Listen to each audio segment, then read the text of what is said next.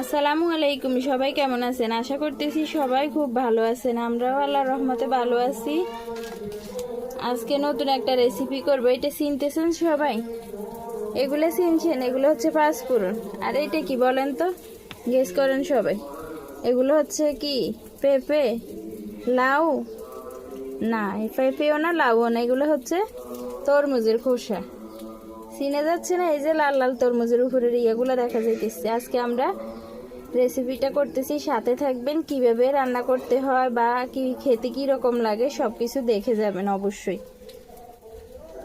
রেসিপিটা করার জন্য আমাদের কি কি লাগবে? পেঁয়াজ কুচি, পাঁচফোড়ন, কাঁচামরিচ কুচি, রসুন, হলুদ আর হচ্ছে লবণ।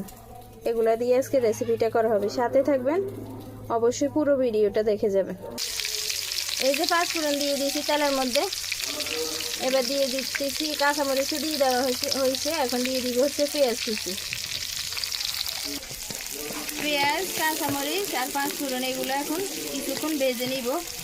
হালকা একটু ভাজতে হবে। এবার দিয়ে দিব হচ্ছে রসুন। এগুলো ভাজা হয়ে গেছে। এখন খোসাগুলো, তরমুজের খোসাগুলো দিয়ে দেওয়া হবে। এখন দিয়ে দিব হচ্ছে হলুদ গুঁড়া। এবার দিয়ে দিব হচ্ছে স্বাদ অনুযায়ী লবণ দিয়ে দিতে হবে। এখন কিছুক্ষণ ভাজতে হবে। এখানে ডিম ভাজি করে নিয়েছিলাম আলাদা। এখন এই যে এগুলো ভাজি অনেকটা হয়ে গেছে। ধনিয়া পাতা দিয়ে দিছি, ডিমও দিয়ে দিব।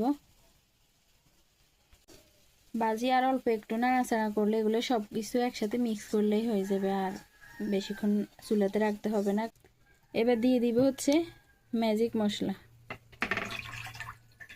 এই ম্যাজিক মশলা দিলে কিন্তু কালার গ্রানটা অনেক ভালো লাগে। কার থেকে কীরকম লাগে? আমার থেকে ম্যাজিক মশলার গ্রানটা খুব ভালো লাগে। ভাজি নুডলস এগুলোর মধ্যে দিলে টেস্ট হয় অনেক, ওই জন্য দিয়ে দিতেছি। আপনারা চাইলে দিবেন, না চাইলে না দিবেন, সমস্যা নাই ওটা। ভাজি এখন পুরোপুরি রেডি। সবাই এভাবে ভাজি করে খাবেন।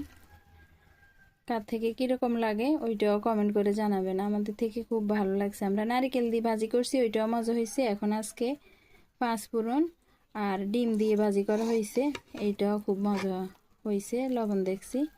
এই হচ্ছে আজকের ভাজির ভিডিওটা। সবাই ভালো থাকবেন, সুস্থ থাকবেন। আল্লাহ হাফেজ। আসসালামু আলাইকুম।